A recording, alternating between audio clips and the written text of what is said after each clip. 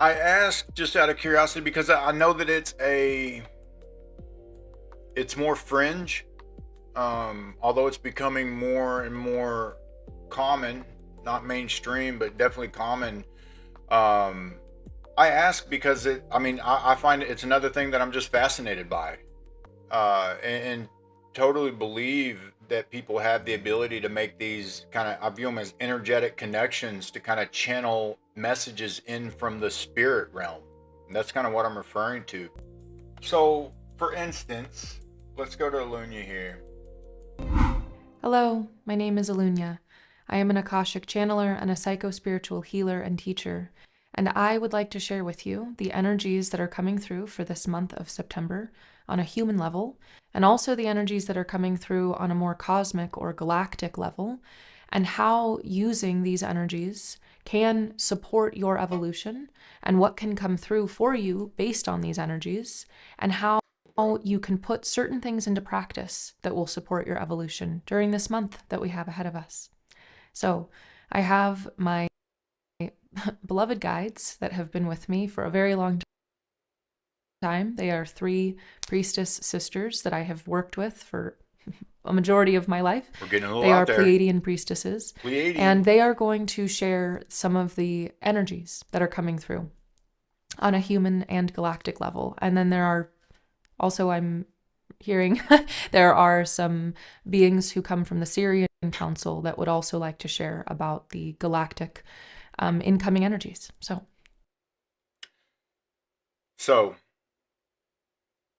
what she does is she gets into a semi trance. Interesting. What is the, I guess, what is the thought behind it? Is it viewed as like evil or demonic or what?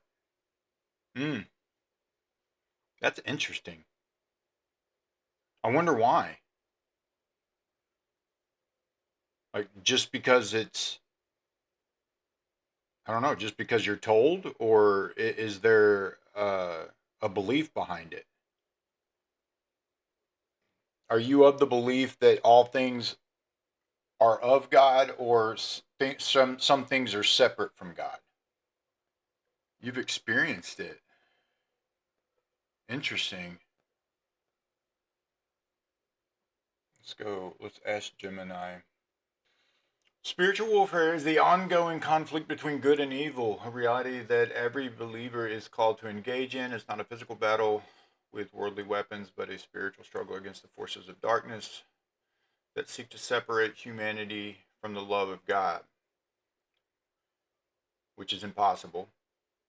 This warfare is an integral part of the Christian life, a journey of choosing Christ over sin and darkness. Hmm.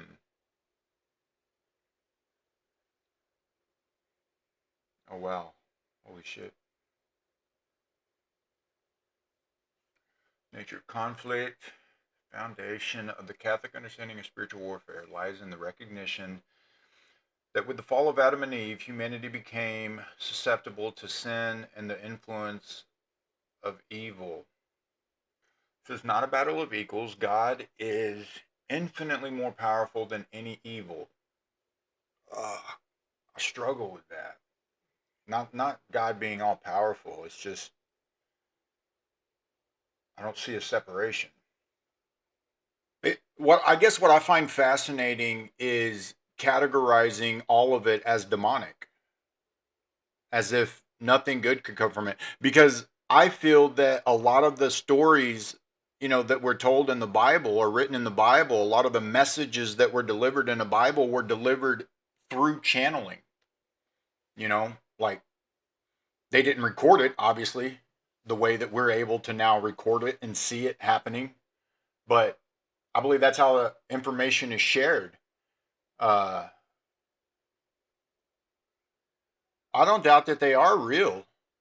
No doubt. I mean, there are, I wouldn't categorize something as demonic, but there are negative entities who, maybe don't have your best interest in mind. That would be categorized as service to self.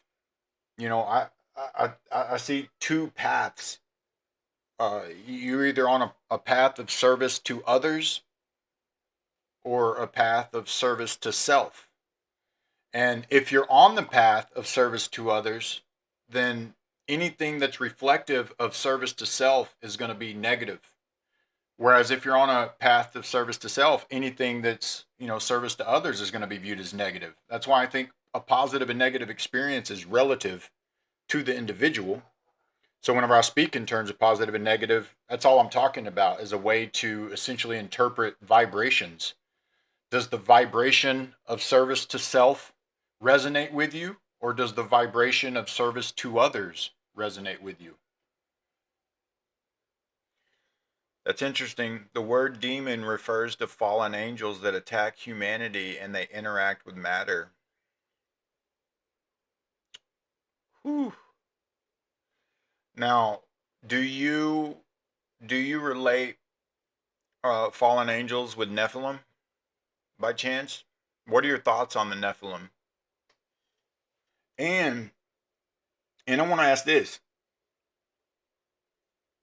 again: Do you see a demon, quote unquote, as separate from God, or do you see it as a part, as an aspect of God? And I may be even taking that too far. Do you see yourself as an aspect of God? Do you see everybody else as an aspect of God? Or do you see a separation? Is a demon separate from God? And that would then pose the question of, well, where'd they fall from? Were they a part of God and then they separated? Like, how does that work?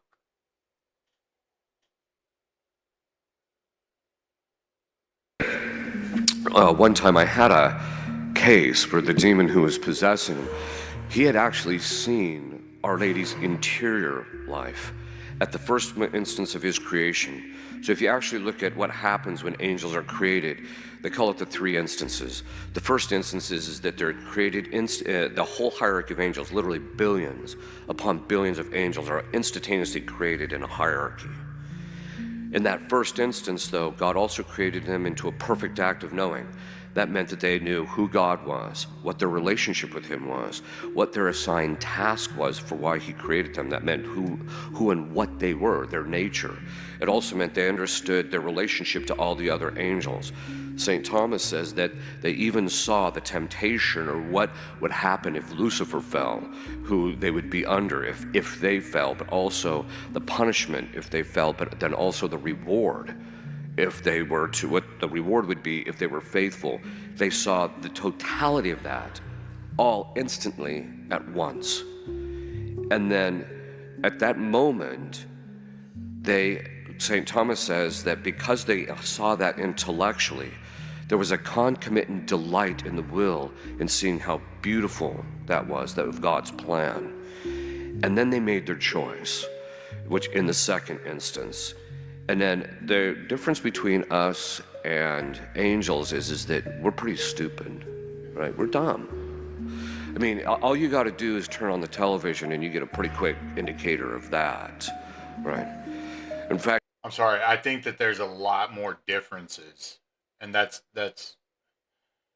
it seems like the number of people carrying around weapons-grade stupidity keeps increasing all the time, right? So it's like, wow. That means that as human beings, whenever we make a choice, the definition of choice is or free choice, is an attribute of the will in which the will is able to make a determination between goods. Okay.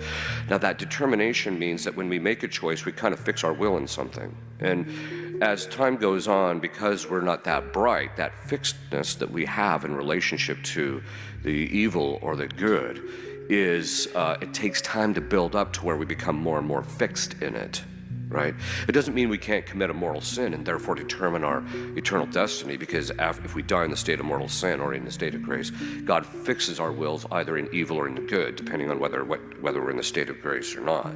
Okay, so that's it. But with the angels, because they had, whether we're in the state of grace, It doesn't mean we can't commit a mortal sin and therefore determine our eternal destiny, because if we die in the state of mortal sin or in the state of grace, God fixes our wills either in evil or in the good, depending on whether we're in the state of grace or not. Okay, so that's it. But with the angels, because they had perfect comprehension of exactly what they were doing, there was no ignorance, there was no weakness like us who, we see the chocolate and we're like, oh, gotta have the chocolate, right? They're not like that. They had full comprehension of it. That meant that their choice was much freer than ours is. And that means when they made their choice, they fixed their will permanently in that thing, whether it was good or bad. In fact, one time I was dragging this demon through the fact that he was created to have I said, so you were created to have the beatific vision, yeah, and you were created to do this magnificent task, yeah, and you were created to have this wonderful relationship with everybody in heaven, yeah, and I go through all these different things, and then you knew that if you chose against that you'd end up in hell, yeah, you'd never see God, yes, and that you would suffer for all eternity, yes, and you'd do it again, yes. They literally are fixed in that, okay. This is why you hear from time to time today, there has been the resurrection of a heresy that originally came from Origen, but it's called wait a minute, I gotta remember this word. Apokatastasis. It was a heresy that was formally condemned by the Council of Constantinople, which says that in the end, the people in hell will get a second chance or possibly get back into heaven. The church has formally condemned that proposition. Once you're in hell, it's eternal. Right? In fact, one of the things you actually see with demons, you can, in sessions, you can actually make their suffering increase by talking about this is never going to end. The suffering you're undergoing is never going to end. And they recognize that. Right? And it causes, just recognizing that it's eternal, it's never going to change, causes them more pain. So then they made their choice, and every single angel will tell you that their fundamental failure was sacrifice. And the reason that it was their fundamental failure is because in their choice, St. Thomas says that they were genuinely, what were these initial angels made from? Okay. And I just didn't like that explanation of being just dumb. From God's love and power. Okay.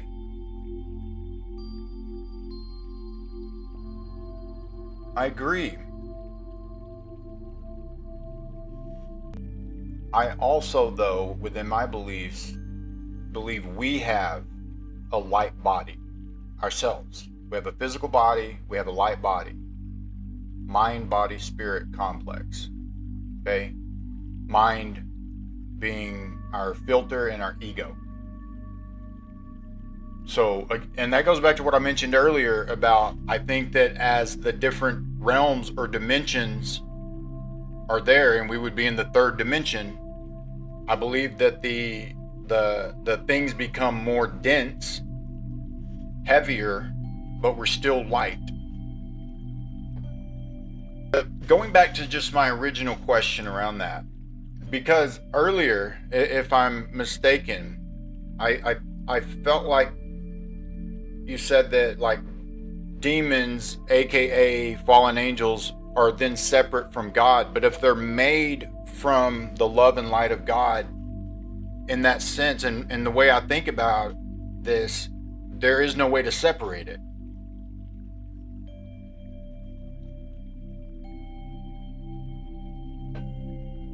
See, that last point you just made, it's very possible that our soul is light. Thank you. I appreciate the acknowledgement to that, because I believe that's really how it's represented within our body. But our soul has consciousness and is immortal. That's not a but. It should be an and. There's no but to that. I don't see why a but is there. But I don't see why we've got a but in the middle of this. I feel like it should just be, and our soul has a consciousness and is immortal. What the hell does separate in nature mean?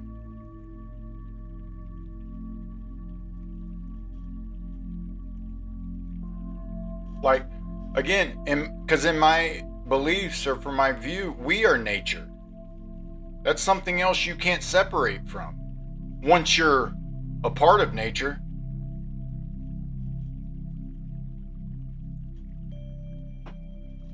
And I see no separation from nature and God. What is a phase of thought? You can't have thought without consciousness, and you can't have consciousness without being made of God. Therefore, there's no separation from that perspective. I gotta be honest, Father Chad triggered me a little bit to reference the fact that the only difference between us is the fact that humans are dumb is a very purposeful way of delivering that message. It belittles it. When we talk about the illusion of separation as a part of the matrix, being the matrix of illusion, this is a part of that separation. A very direct reference to that separation. When, from my perspective, we're just a reflection of an angel, so to speak. Meaning, when our physical body dies, or gives out, dies, or whatever, and our consciousness expands, we expand back into our fullest self. This is just a reflection of our higher self, if you will. Okay, I don't like to use the term higher myself because they're not above us. It's a part of us. We're a part of it. It's a part of us. And that's the heavenly realm that we return to. When we no longer have this physical body, we're then left with our consciousness and our light body, which could never be destroyed. You can never destroy light. You can never destroy energy. You can only transfer it into something else. And that's what happens. Not with our bodies though. I mean, dust to dust, whatever. You can burn the body when it's done because we're left with our consciousness. I mean, I don't know. I mean, I guess you're available to have that opinion, but as someone who tries to deliver a message, you use words like that for a reason, and I would never. Because my messages, despite how they may come across, are always based on love, not fear. That's a fear-based tactic. In a sense, it's a fear-based tactic. It's either love or fear. And you could say it's tough love, I guess, to get around it, but not in my opinion. It's a very specific tactic, and I don't like it. I wouldn't call someone dumb in any reference. Ignorant at best. I guess at worst, I should say. They'd be ignorant at worst, just unaware of a situation, but not dumb. Because in all fairness, again, any message you're delivering under that umbrella would be just trying to provoke awareness. It's all about how you go about trying to provoke that awareness. No judgment. This is an observation. I love Father Chad, and I appreciate you for bringing it up. It provokes a nice conversation, in my opinion. That's all this is. It's just an observation and an opinion. No judgment, bro. I literally, it's one of my things. I do not negatively judge. I am Mr. Neutral Path, and always thinking positive. My heart is very open. So absolutely no judgment on anything here. This is just conversation to me, observation, opinions, and I respect them all. I'm not trying to discredit him either. The thing I said about it is it was an intentional way of getting a message across that I felt suppresses versus empowers. I'm all about empowerment. When I hear a message that sounds fear-based or suppressive in nature, it triggers me. It's how I'm wired. And it's just an observation. And I'm not discrediting in any way, shape, or form, nor judging. Yes, Irish, you're getting a sense of how difficult it is for my wife to be married to me.